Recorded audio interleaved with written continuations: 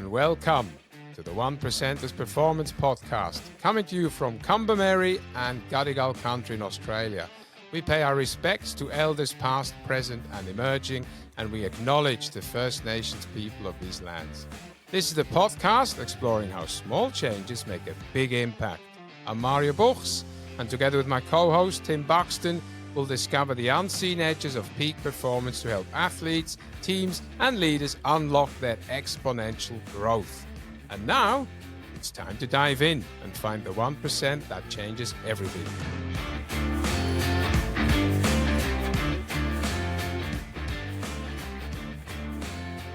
Tim, how are you? What's going on? Yes, very good, very good. I'm very excited, actually. I get to talk to you about your marathon today. Yeah, it was like a few days ago, but 5 days, probably, yeah? Yep.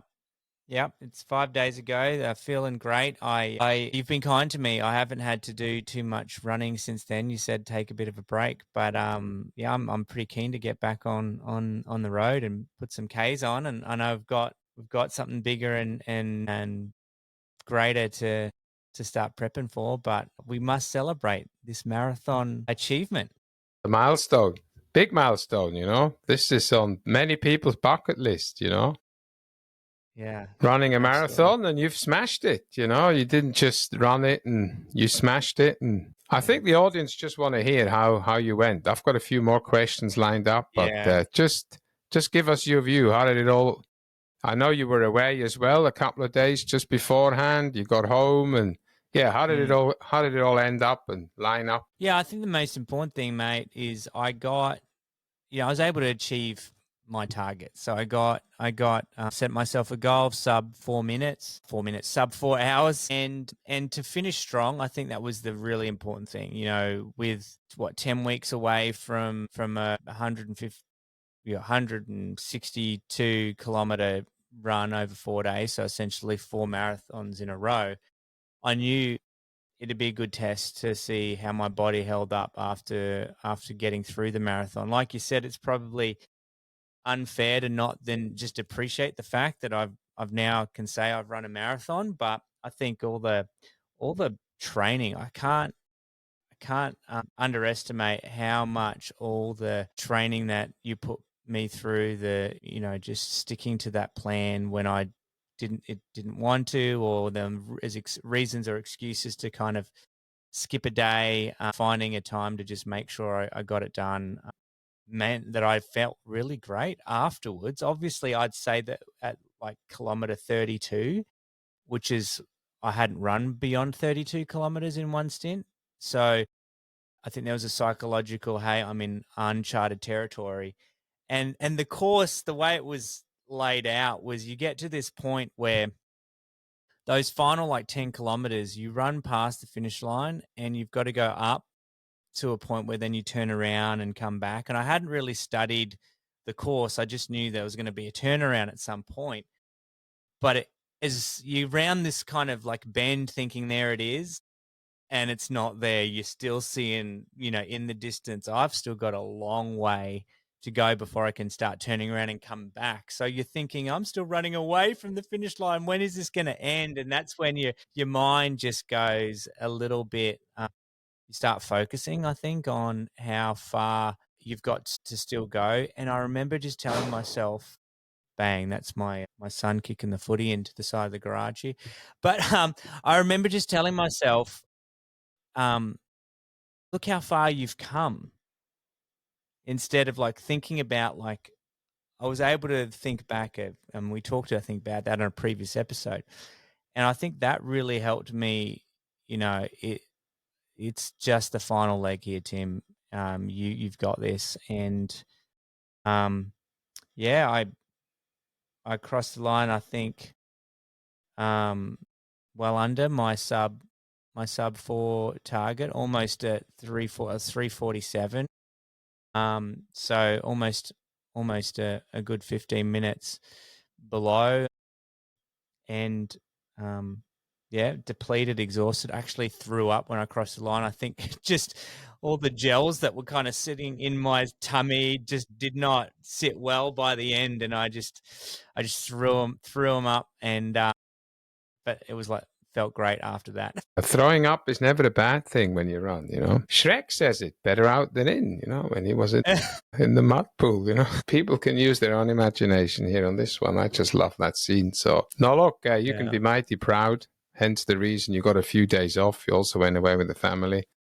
Mentally, is always the recovery takes a little bit longer than the body, you know. If you're well fit and well trained, normally the body bounces back quite easily, but it's up here where we just need to have a little bit of a reset, and then we look forward to the next block again. Anyway, that's an interesting point. I didn't think about that, because I was probably good. I spent the time away afterwards just fishing with my kids. We just went camping for a couple of days. We drove an hour away, so it wasn't a big, but it was good to kind of be forced to just maybe not go straight into everything else, because you forget how, you know, trying to get other things done and work done when you'll probably need a bit of margin to process was probably really helpful for me. I see that in a lot of runners, you know, it comes a bit with experience as well. I never compare myself with my runners or other runners. It's not my thing. It's not what I should do as a coach anyway. But sometimes I think, hold on, if I'm struggling mentally after an event, everyone else will also have some sort of a struggle, maybe not the same. And it's a mental recovery. You build up, you know, you look after yourself for weeks. You know, some people hold off the drink for a bit and don't go out that much. We look after our sleep and everything, that whole runner's lifestyle.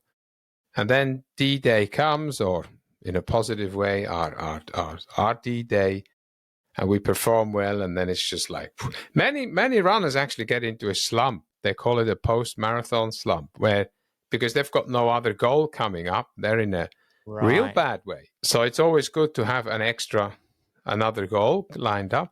Some don't need it. I'm not saying everybody. In your case, we have a big goal anyway, so it all made sense. So the bigger goal was always further ahead, but we need to celebrate every milestone. And I'm glad you mentioned that right in the beginning. You know, we should celebrate every single milestone. Yeah. In Iraq, every day we'll celebrate. I mean, honestly, I can tell you this, though. The conditions were great. And it was, you know, we started at 6 a.m.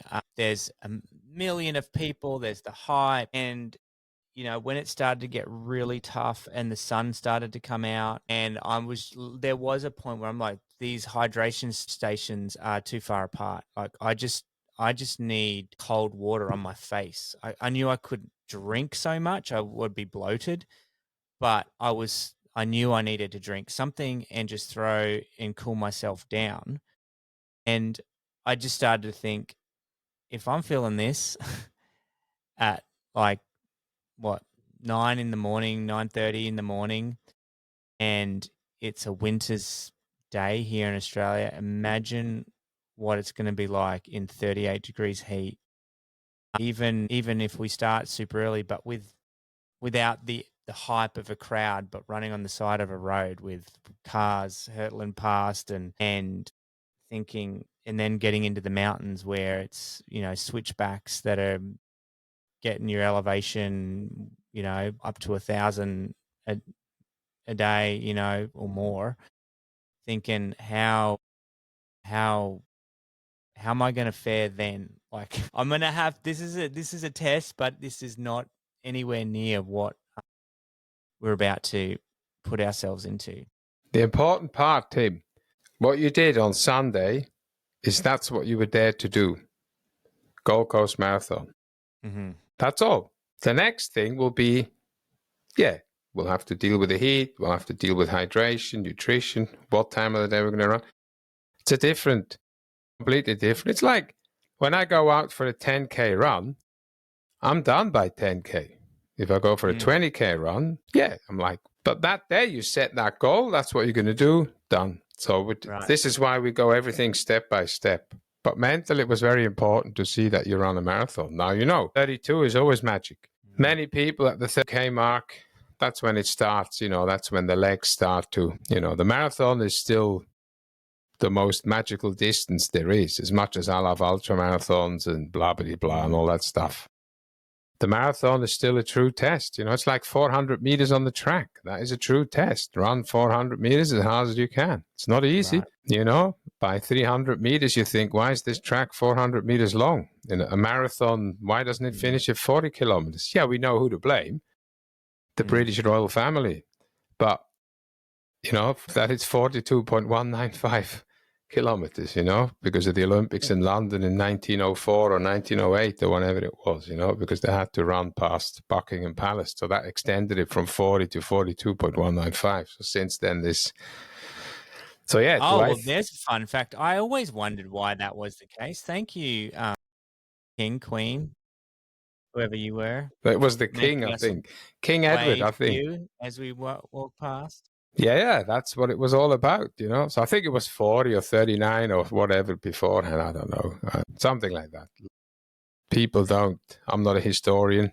I just love a few fun facts. If it's true or not. It is true that they had to run past it, but I think the distance comes from there as well. So yeah, do I hate it at the 40K mark that we've still got 2K to go?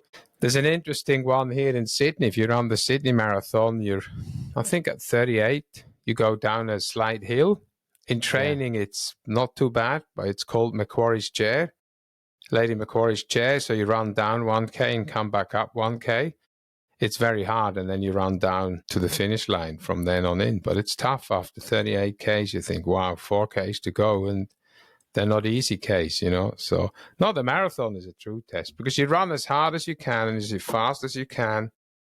Think that what you think you can do for 42.195 kilometers. In an ultramarathon, of course, you run as hard and fast as you think you should, but it's not hard and it's not fast unless you're elite, right? So that's different. But the way we're going to treat it in Iraq is completely different. The plan, how we're going to do it, is completely different.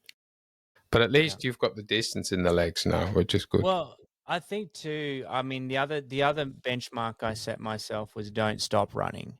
So it was, of course, my pace slowed down towards the end, but not significantly to the point where, I was still able to maintain a fairly good pace. And that was the key. Just keep running. I just wanted to, as you saw people getting close to the end with 2Ks to go and then start walking. And I don't know if that was their first time they started walking or not, and I knew it wouldn't be the worst thing if I did, but I knew that was just a mental, psychological challenge to myself. Just don't stop running, finish strong, and try and get that under sub 4. And so, that was a key thing. But now moving to Iraq, knowing that, hey, there's going to be times where we're going to be walking for portions, especially as we get to sections which might be dangerous in terms of, navigating the road and that we're on, to switch back steep hills and, hey, you know what? There's no point punishing yourself now to the point where you can't move. You've got another 2 days or what to still get that. So it'll be a lot more strategic, I think, like you said, and giving myself permission. I think that's the helpful thing, having you alongside me and a couple of other runners as well, like working together to give ourselves permission, and when it's okay to kind of, spare the body for a bit in different places. I mean, our pace will be given by the person who has probably the worst day on that day, right? This is the team effort, team sport, Exactly. It's like, but that's okay. We're not racing it, it's called the Iraq 100, the humanitarian Iraq 100. None of it says race. Absolutely. It's an adventure, an odyssey. It's a return for you. Completely different scenario, right? It's about getting it done. And you're right, other than the last day, we've still got 1, 2, or 3 more runs to do. The last day is a different scenario. That's the celebration. That's the dance, So I ran a workout this week, and I can't remember what I put on Strava. I sometimes come up with some stuff, and I did 4x3K. So my last workout before I head up to Port Macquarie next week, and I just put on, survive the first rep, work the third, sustain, work the second, sustain the third, and dance on the fourth. So the reason I put that in, I'm working on how we're going to work the 4 days in Iraq, right? What are we going to do? What's the goal on day 1? What's the goal on day 2? What's the goal on day 3? And what's the goal on day 4? They'll have different meanings every single day on how we're going to get through it, The first one is like the hardest, probably. Getting used to it, getting out of Mosul. There's going to be certain spots where we can't run, where we have to walk, and we'd rather run, and vice versa. So, But the reason I'm saying that, it's not about me and my running at all. It's about how we're going to set this up to be successful. Yeah, that's what I'm starting to do now. Strategic. Yeah. Correct. Yeah, correct. Yeah. So I've just simulated it on a 3K repeat 4 times, right? So same thing. We just have to put it into days. So this is already in motion, this kind of strategic thinking, as you call it. I like it because, and this is the beautiful thing about training, people don't realize you have to simulate in the training. You have to go through it to obviously not to the same extent. It'll never ever be the same what you experience, and it's always going to be that little bit more, that little bit extra, that challenge. But that simulating and then reflecting back and saying, well, how then will I get through next time when I hit that point? If I've got, this is the point where I choose to do, like you said, dance, in my head, this is where I get into the dance mode. We've talked about having rad mode, run all day mode. And the amount of times I told myself, just stick on this rad mode zone right now, just get to 35, 36. And if you want to push towards the end, you can do that, see how you feel. But again, it's like, it's chunking things up and reframing it and creating that little story, that little narrative that gets you through that section, that portion. These are really important tips and tricks that I know, put into practice and honed over many, many ultras. I'll collect some more next week, trust me. You will. I can tell you now, my toolbox has to be full after what I've just seen over the weekend. So good. And I want to reflect on that too, because this is potentially your last major run ahead of joining me in Iraq. So you've got Elephant Trail, which is the 4 loops of a 26 kilometer loop which has like 3,500 elevation each loop. No, 145. So 1,450 each, and then overall it'll be 8,650. So that's just next level. That's no, it's just gnarly. What's right? That? All up, it's huge. Everest is 8,848 from sea level. So this is nearly doing an Everest. So over many hours, 1.5 days probably. Yeah. Anyway, we'll see. Non-stop. Well, I don't know yet. The second night's what I'm not used to. So again, but potentially you just keep going. There's no like. There's a cutoff. There's a cutoff, but it's like, hey, you've got to get this done. Yeah, correct. But again, every loop will be different. It's good. It's a different race. I've never done anything like it. It's gnarly. Not everything's runnable. Not a lot of it is actually runnable. If you've got tired legs. There's a section you scale, like you're basically crawling up the side of a ridge. There's 2 climbs like this. Yeah. Then there's a 2-kilometer riverbed. So you're actually running in a riverbed with all the little rocks. Just everything slows you down. That's the thing. It's none of this wet, muddy. Yeah, it's great. Shoes. It's just for this, I need it. So it's good. I'm looking forward to it. Well, I can say this is why I'm glad you're coming with me, because to have someone that's experienced this, that knows how to endure punishment and come out, is just going to be great for our team. And we've added another runner on the team, which is great. Callum. Welcome, Callum Sloan. Yeah. Callum Sloan. So we've got Callum from Victoria joining us. There's Troy, myself, and you. That'll be the 4 main runners. So almost got our hope of getting 5. If there's any one more person out there that might fit the bill, you might have one more chance to sneak in. And then we've got, a great film crew and that's the beautiful thing. Like, we want to do this in a way that doesn't just, this isn't a race. This is being able to like immerse ourselves in this journey and really feel and learn along the way about the Waymakers story. Those that have we're choosing to run. They were forced to run for their lives and had ISIS on their tails and nothing but hope and a place that they could settle and ride out the storm, however long it would take. So it's going to be an emotional on so many levels and as well. So it's there's quite a lot to this adventure to kind of unpack. But marathon done, checklist, checkpoint complete, and I'm now coming to the end of my little recovery week, and I'm waiting for what you load into my it's coming, don't you worry. My app for what I have to start running. I know it's going to be some longer distances and some more elevation and other things to help manage that. So thanks for getting me to this point. We celebrate and we put a stake in the ground and we march on forward. Yeah, good. That's it. Let's round it off. Well done, Tim. Marathoner. Tim, you can call yourself a marathoner now. Nice. Done. Awesome, Mario. Thanks, man. Well, it's great to catch up. Always a pleasure. Thanks for tuning in to the 1%ers podcast. That's a wrap for another episode. And we're proud to be recording from Australia on Kombumerri and Gadigal country. And we honour the traditions and knowledge of the First Nations people and pay our respects to elders, past and present. If you enjoyed today's episode, don't forget to subscribe and leave us a review.